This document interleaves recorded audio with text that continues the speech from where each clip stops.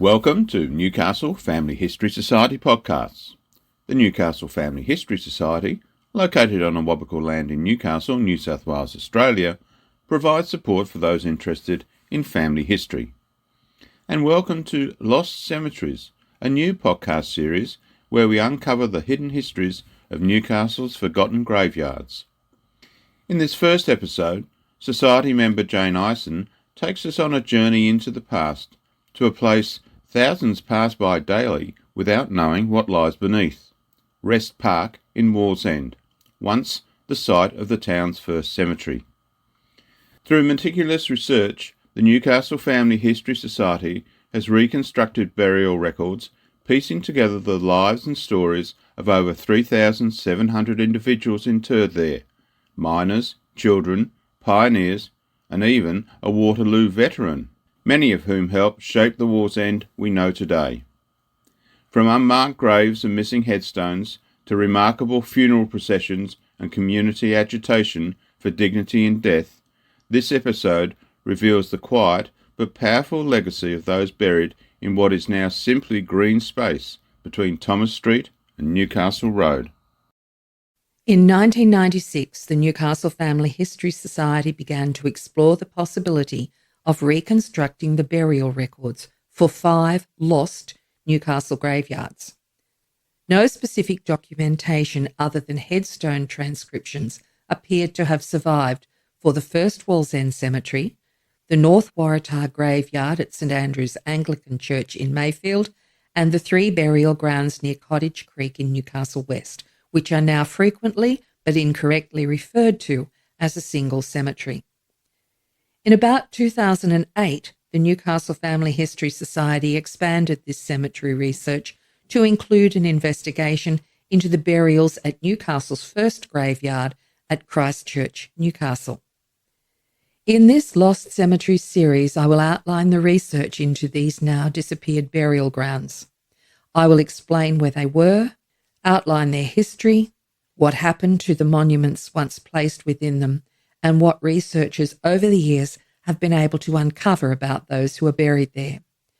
This podcast is the first in the series and will focus on the first burial ground at Wallsend, which is now commonly referred to as Old Wallsend.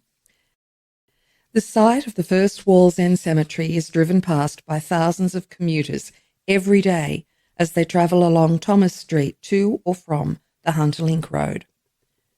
The nondescript little park, appropriately named Rest Park, lies between Thomas Street and the quieter part of Newcastle Road. This was once the location of Wallsend's first cemetery, and large illustrated signs on both the Thomas Street and the Newcastle Road sides of the park attest to its former use as a burial ground. A sandstone cairn, once displaying a plaque, has been erected in the centre of the park. Wallsend is now a major transport hub in an outer suburb of Newcastle. The land the suburb is situated upon forms part of the lands of the Awabakal people. The earliest land grants in the area were made to George Brooks and the Spark family, who until the 1850s farmed the land and grazed cattle on the nearby Hexham Swamp. The area was frequently referred to as a small, self-contained village called Low. In 1858, the Wallsend area was opened up as a coal mining centre by Alexander Brown, the first supervisor of the Newcastle Wallsend Coal Company.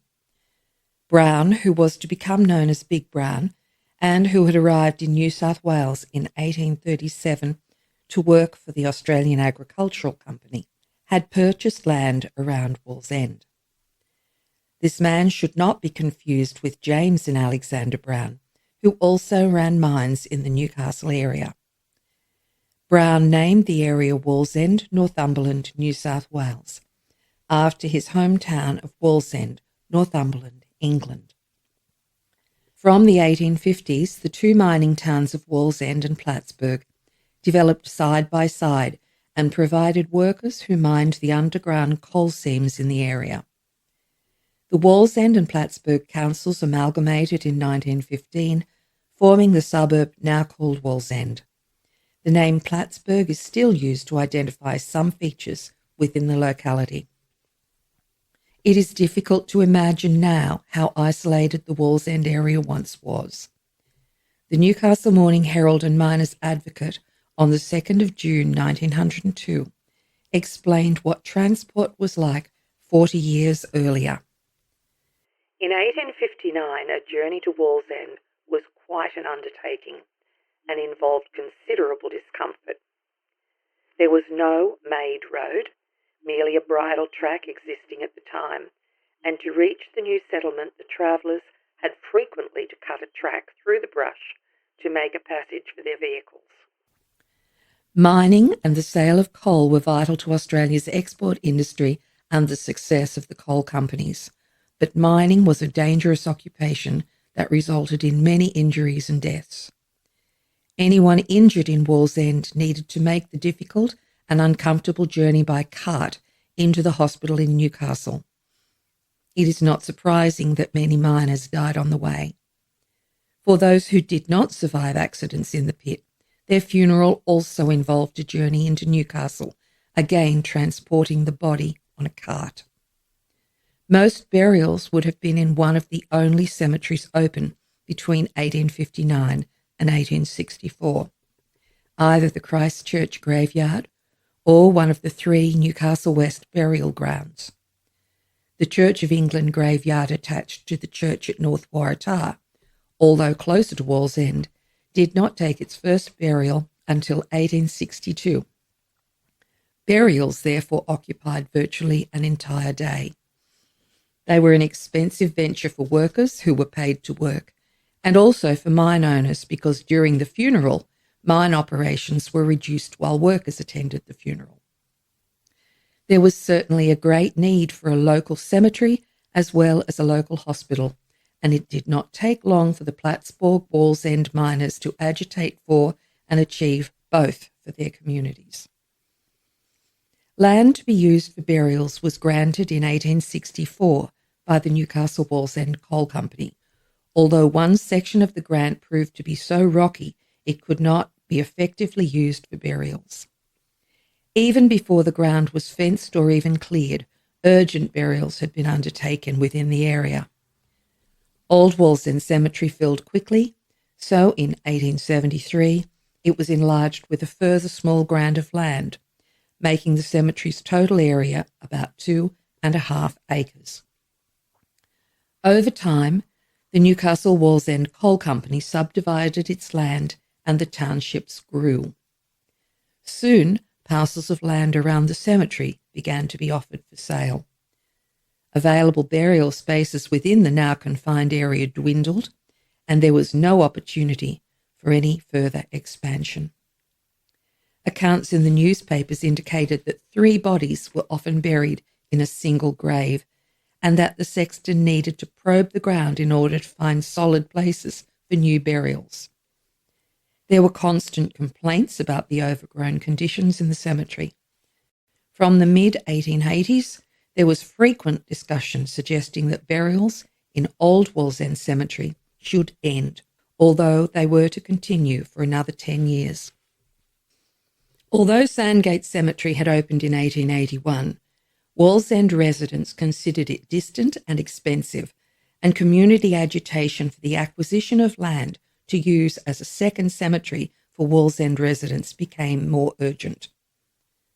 It wasn't until 1895 when complaints about the unsanitary situation developing in the old cemetery were added to the list of concerns that finally land for a second cemetery was agreed upon.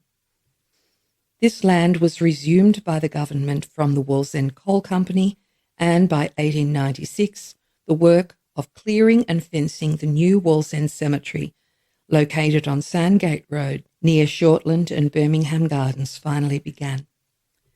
The first burial in this new cemetery was that of Robert Elliott, who died suddenly on Friday the 26th of June, 1896. The new Wallsend Cemetery was officially opened on the 28th of June, 1896, and the old cemetery was closed with directions that no further burials should be undertaken. It was very difficult for the Newcastle Family History Society researchers to accurately identify the number of burials in Old Wallsend Cemetery. There are always limitations in attempting to recreate a list of burials when resources are limited or have not survived.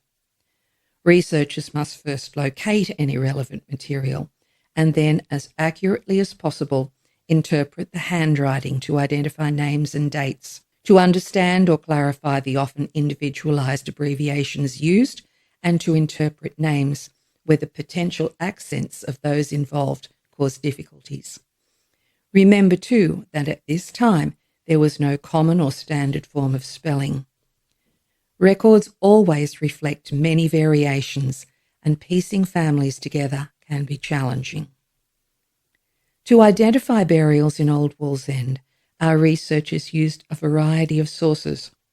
The main source was the death registration records held by the New South Wales Registry of Births, Deaths and Marriages, as by law from 1856, all deaths had to be registered. Each death registration identified the place of burial of the deceased. The Wallsend District Registry of Births, Deaths and Marriages opened on the 5th of January 1874. For residents living at the eastern edge of the Wallsend area, in what is now known as Jesmond, it may have been more convenient to register a death at the Lambton District Registry Office that opened on the 17th of August 1874. Before 1874, if deaths were registered at all, the registration would have been made at the Newcastle Courthouse. Even after 1874, the Newcastle Courthouse may still have been used for some Wallsend death notifications. Both the Newcastle and Sydney registrars supported the research proposal made to them by the Newcastle Family History Society, and they granted permission for researchers to access the original death registers. There were certain conditions attached to this access. The only details permitted to be extracted was the name of the deceased, their age and date of death, and either the name of their spouse or of their parents, but not both. In cases where the name of the spouse or parents was recorded as unknown, a birthplace for the deceased could be noted if it was recorded. Researchers worked in the Newcastle Registry Office that was once located in Wolfe Street, Newcastle. This office has now closed, and all birth, marriage and death registrations are centralised in Sydney. At the time of the clearing of the Old Wallsend Cemetery in 1953, the only information collected by council that documented who was buried there was a site plan and transcriptions of the remaining 278 monumental inscriptions. Although the headstones were photographed, very few images of the stones have been located, and none of the stones appear to have survived. The site plan, created by the Newcastle Council, is available at the Newcastle Family History Society Library in Elder Street, Lambton, in the Local Studies section of the Newcastle Regional Library, and in the Plan Room of the Newcastle City Council. The Sexton's Register of Burials in Old Wallsend was not located by the Newcastle Family History Society researchers, and it is not believed to have survived.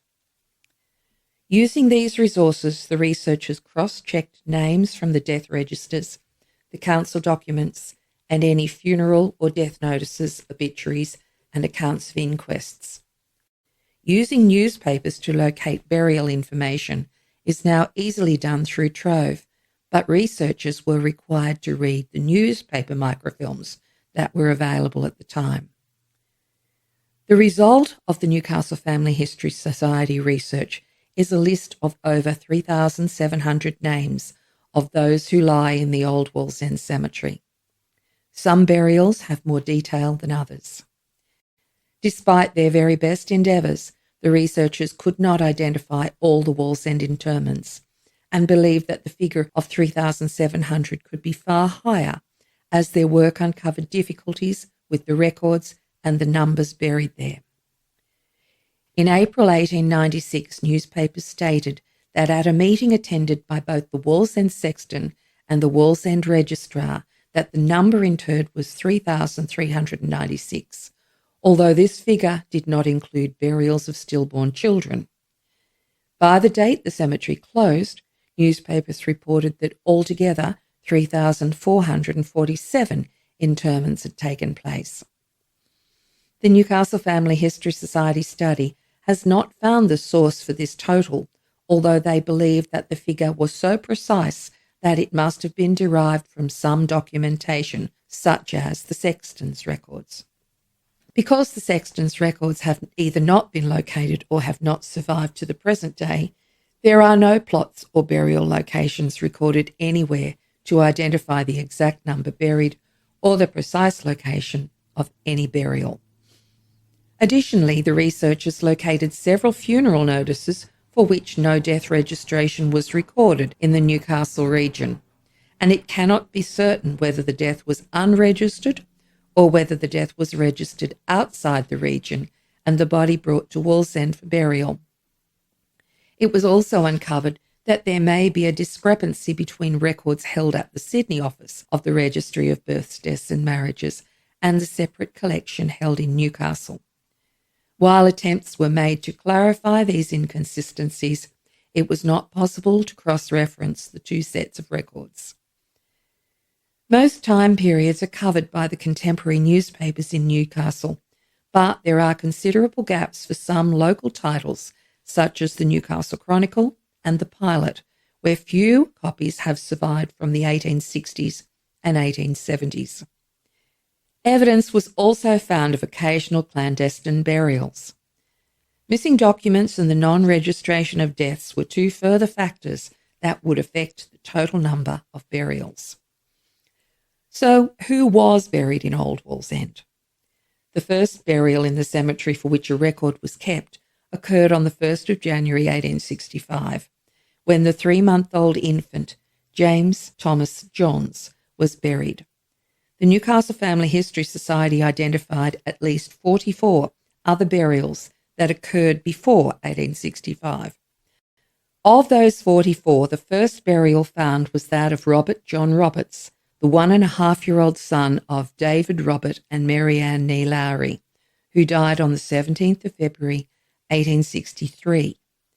The final burial in the old cemetery was on the 24th of June 1896 and was the burial of another child named Frederick Thomas Turner, who is believed to have been recorded in some newspaper reports as Turnbull. Old Wallsend is the last resting place of many people of significance within the Newcastle area. The most significant burial there was that of James Fletcher, Newcastle's first MP. Fletcher died in Melbourne, was transferred to his home in Sydney, and was then transported by train to Newcastle to be buried in Wallsend Cemetery. His burial procession was immense. A large number of members of Parliament and 441 Masons in full regalia participated in the procession that was viewed by an estimated 25,000 people who lined the route to the cemetery. The procession moved from Fletcher's son's house near the Cooperative Colliery, which was originally located on the site of what is now the Callaghan College Wallsend campus. An account appeared in the Newcastle Morning Herald and Miners Advocate on Monday the 23rd of March 1891, the paper that Fletcher had begun. No image has yet been found of Fletcher's grave and none is believed to have survived, but one remaining description from shortly after his monument was completed included reference to several beautiful wreaths in large glass cases placed on the grave, and in one of the cases was a splendid photo of the deceased gentleman. The Waterloo veteran William Grant was buried in Old Wallsend Cemetery in 1889 at the recorded age of 106 years and 9 months. Another significant burial was that of the local coal mining identity, John Wood, who died in March 1877. The memorial stone to Wood was inscribed with a considerable eulogy. Wood's headstone survived the clearance of 1953, and while its fate is unknown, there remains a Ralph Snowball image of the headstone on the University of Newcastle Cultural Collections website. From its closure in 1896, the old cemetery began to fall into a neglected state due to both the passage of time and the death or departure of those who would have tended any family graves.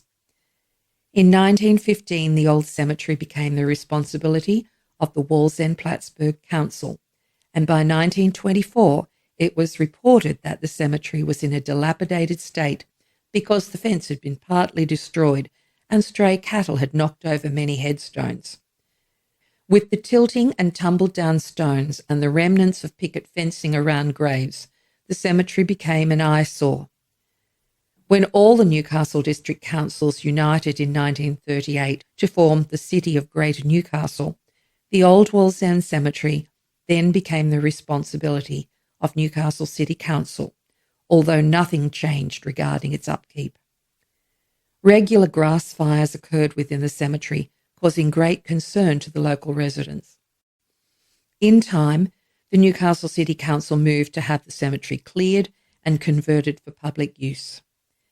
In 1947, plans were commenced to apply to the New South Wales government for the land to be transferred to the council and for the cemetery to be cleared. At this time, council promised to try to trace all the names of those buried there and erect a suitable monument on the site, but council only seems to have created the site plan and transcribed the headstones before their removal. At this point in time, it was reported that there were more than 400 bodies buried in the cemetery, but only about 100 headstones remained, and very few of them were upright. After the cemetery closed, evidence remains that some bodies were privately exhumed from the burial ground. Headstones and cemetery records for either the new cemetery on Sandgate Road or for Sandgate Cemetery itself reflect that some exhumations and reburials occurred as families wished to reunite their deceased loved ones after death. In 1953, at the time the cemetery was cleared, however, council considered that any exhumation and transfer of bodies was problematic, and there was no evidence found by the researchers that proved that there were any exhumations made at the time the cemetery was cleared. The majority of those buried in Old Wallsend therefore remain in the ground, lying between Thomas Street and Newcastle Road. A contractor was engaged by the council to remove the headstones. It was agreed that the stones became his property to either dispose of or to reuse. Evidently, extensive advertising took place to allow any stones to be claimed by surviving relatives before they were finally removed, but none was claimed and no advertising to take up this opportunity has yet been located. No headstones have survived from the Wallsend Cemetery in any recognised form. Two popular but incorrect rumours that frequently circulate on social media today are that the headstones from the Wallsend Cemetery were taken to Blackbutt Reserve to build retaining walls, or that some of them were taken to Sandgate Cemetery. Neither of these things happened with any of the headstones from the old Wallsend Cemetery. Finally, I include some words of advice to help family historians who are trying to locate the last resting place of an ancestor and who have a burial record that states buried in Wallsend. It is most important to understand the dates involved with any burials in the Wallsend cemeteries, as this will help family historians find relevant information and discover whether there may be further information to be located. If you have a burial in Wallsend and the death occurred before June 1896, the first place to look would be in the old Wallsend records. If this search is unsuccessful, look at the new Wallsend records and also remember to check the Sandgate records, especially if the death was between 1881 and 1896. Burials in Wallsend from July 1896 were in the new cemetery in Sandgate Road. Any reference to West Wallsend Cemetery does not refer to either of the Wallsend cemeteries, as Westy is a fair way from Wallsend. Newcastle Family History Society has published books about both the old and the new Wallsend cemeteries, as well as about the other lost Newcastle burial grounds. All are available to purchase from our online shop. The site of the old cemetery is now green space and is a peaceful location for sitting and reflecting. There are seats, but no children's playground, water or garbage bins, and it can get very boggy after rain. Many who were important in their day still lie under the feet of those who frequent the area and who likely remain unaware of the grief, drama, and local history of over 30 years of burials of the inhabitants of Wallsend and its environs. Newcastle Family History Society has come to care for and respect all those interred in Wallsend, no matter their status, no matter their misdemeanours, or whether their lives were short or long. Humble though many undoubtedly were, they were the builders of the Wallsend community, or would have been if they had, as one of our researchers commented on the unfortunate child mortality, been able to achieve their potential.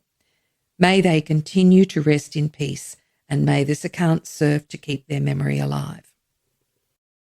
You've been listening to Lost Cemeteries, a podcast series from the Newcastle Family History Society. In this episode, we explored the old Wallsend Cemetery, its beginnings, its people, and its disappearance from physical and public memory. These stories remind us that cemeteries are more than burial grounds. They are places of community, of struggle, and of identity. Though the headstones are gone, the lives they marked are not forgotten. To learn more, explore our publications on the old and new Wallsend cemeteries available through the Newcastle Family History Society online shop. And look out for the next episode, where we delve into another of Newcastle's lost burial grounds, Christchurch, on Newcastle Family History Society podcasts.